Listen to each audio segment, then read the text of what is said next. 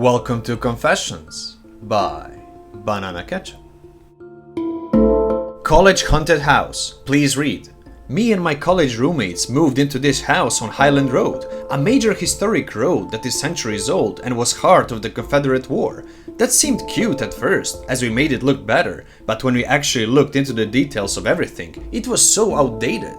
We didn't even have lighting in our living room, and all of our rooms only had 2 outlets. I have never been one to be scared of the dark, and I have never believed in ghosts before this. A few weeks in, my roommate's room started randomly smelling so weird. She's a very clean person, and it smelled like something died under the house. Then one night, I woke up around 4 a.m. and noticed a girl sleeping on the couch, but didn't think anything of it. Just thought it was one of my roommates who got too drunk and passed out there. But the next day, they all said they didn't sleep there, and asked all of their friends as well. Also, my roommate saw the girl that night too. We didn't think anything of it since no paranormal activity occurred yet. One night, I slept in my roommate's bed, the room that smelled off, and I would wake up to the sheets being ripped off my head. I thought it was my friend, but there was no one there. This was the first occurrence, and from there, it got a lot worse. Since I was the only single roommate, there would be lots of nights I stayed in the house alone. Being alone used to never bother me either. In the middle of the night, usually around 2 to 5, I would hear random noises. It sounded like stuff being moved in the kitchen and scratches on the wall. I started seeing this shadow of a man in the corner of my room, not kidding or exaggerating, and I would get this extremely unsettling feeling, almost like a weight on my chest. I could physically feel that someone else was there with me. It is a feeling that you cannot describe unless you experienced it yourself. The noises progressively got louder and more distinct. I would start to hear voices that at first were almost static sounding and high-pitched. Then it started to sound like a woman's voice. It sounded so much like someone talking that I thought my TV started playing those Netflix reviews, but nothing was on. It almost sounded that time like the woman was trying to speak to me. However, I never acknowledged it. I started sleeping with my lamp on and had to download this sound machine app to blast in my ears so I didn't hear the noises. I would be woken up in the middle of the night to the feeling of someone coming from the foot of my bed to lay down. There was even an imprint of someone lying, and I would feel someone sort of pushing down on my pillow. Our stuff that we used every single day started going missing and then being replaced in very obvious spots. We burned sage in every room and prayed, but I think that just pissed them off. One night, my friends were over and were kind of making fun of the house, saying they were on a ghost tour, and a huge gust of wind went in between them that they heard and felt, and these aren't people who would make this up. I was so convinced at this point it was haunted that I got in touch with people who used to live there by looking up the address and past tenants. I called people who used to live there 20 years ago, and they all said they experienced paranormal activity. One said they would see a shadow of a tall man with a top hat. One said they walked into their roommate's bedroom and saw them sleeping, but no one was home, like how I saw the girl on the couch. One said that the sheets were pulled up to her neck and tightened around her, and cabinets in the kitchen opening and closing.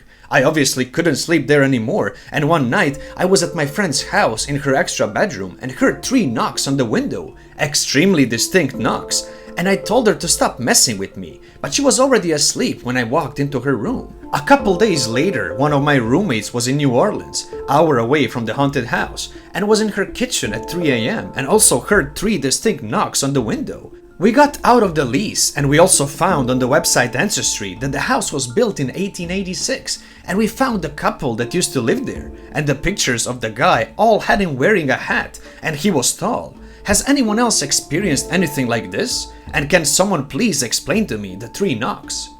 Thank you, Snow Regrets 4559, the author.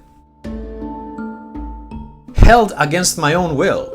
Moving from a small town to a large city at a fairly young age had to be one of the biggest adjustments I've ever had to do. I knew no one. I had no idea how different it really was. I had no reason to think about it before we had to move. Not only was the living much different, but so were the people and the experiences. So many more buildings, cars and people, and the danger that lurked only just began to come so real for me.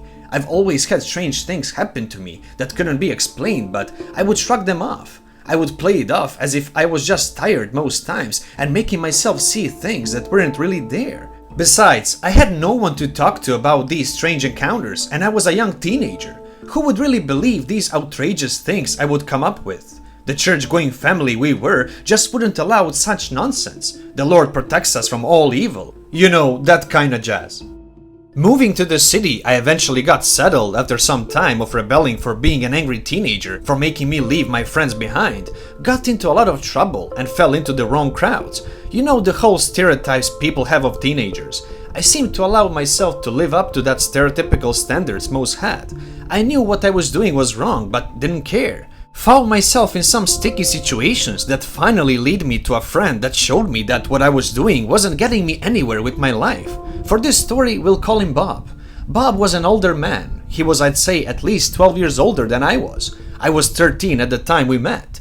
He had moved in downstairs from us with a friend of his that my parents knew. We met while helping his friend move furniture out of his apartment to have his carpets cleaned.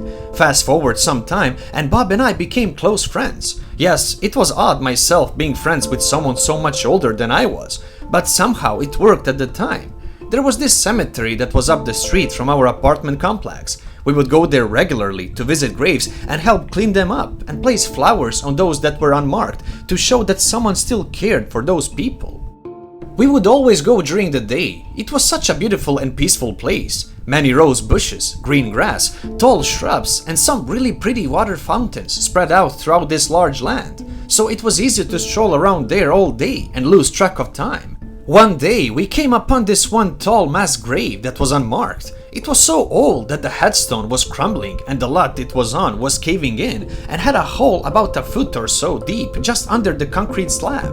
We were both curious about it and we would visit this grave a few times this one week. Weren't sure what it was about this grave that drew us back to it each time, but we visited this person quite often. I can recall this time we had gone later in the day. It was just an hour or so till it got dark, and we were never there when it was dark because they locked the gates, and if they find you there after a certain time would kick you out. But they never saw us or bother come tell us to leave. We were of course at this unmarked grave once again. Nighttime had finally fallen and it was pretty dark. There were a few lights that light the cemetery, but it was a soft glow that filled the area we happened to be at. Bob and I wandered around that unmarked grave and were admiring the other headstone around it. We just couldn't believe how old they were.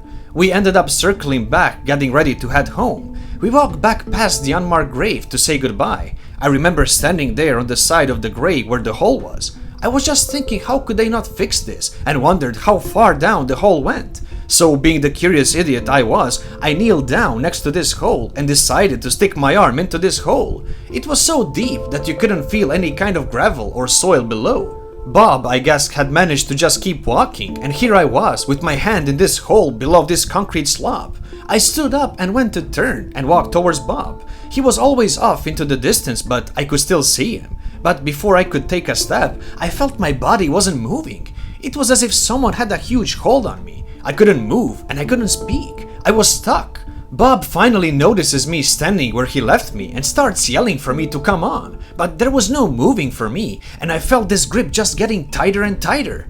In what felt like forever, watching as Bob made his way back in my direction, going on about how he wanted to get home, it was late. He's standing in front of me and looks at me like I've completely lost it. He had been talking to me and asking me questions and I, of course, couldn't move or make a sound. He reaches out to grab me to pull me along and I didn't budge. As we stood there, he kept talking to me, seemingly thinking I was messing with him and laughing.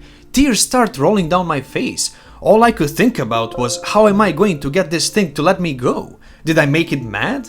I just kept apologizing in my head, saying how sorry I was for disturbing them and if they let me go, I would never bother them again.